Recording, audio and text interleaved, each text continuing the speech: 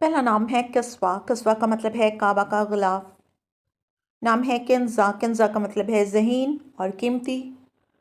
नाम है Sabrina. Sabrina की मायने है मलिका और शहजादी।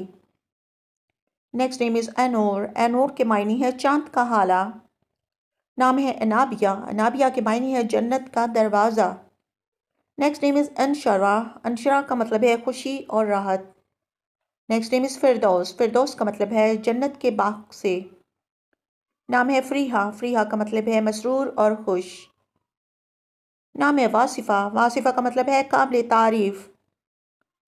Next name is Shanze. Shanze का मतलब है गुलाब। नाम है जायशा। जायशा का मतलब है ख़ास और अहम। नाम है विश्मा। विश्मा का मतलब है महज़्ज़ब, कल्चर्ड। नाम है जर्निश। जर्निश का मतलब है फूल, फ्लावर। नाम है रानैन। रानैन का मतलब है नेमत, blessing. Next name is Muntaha. Muntaha का मतलब है ऊंचा दर्जा, ऊंचा मकाम। नौरा। नौरा का मतलब है रोशनी और फूल। नाम है जर्मिश। जर्मिश का मतलब है अमीर औरत। अगर आपने अपने नाम का मायने जानना है तो हमें लाइक करें, कमेंट करें और फॉलो करें। अपने नाम का मायने जानने के लिए हमें कमेंट ज़रूर करें। Thank you for watching.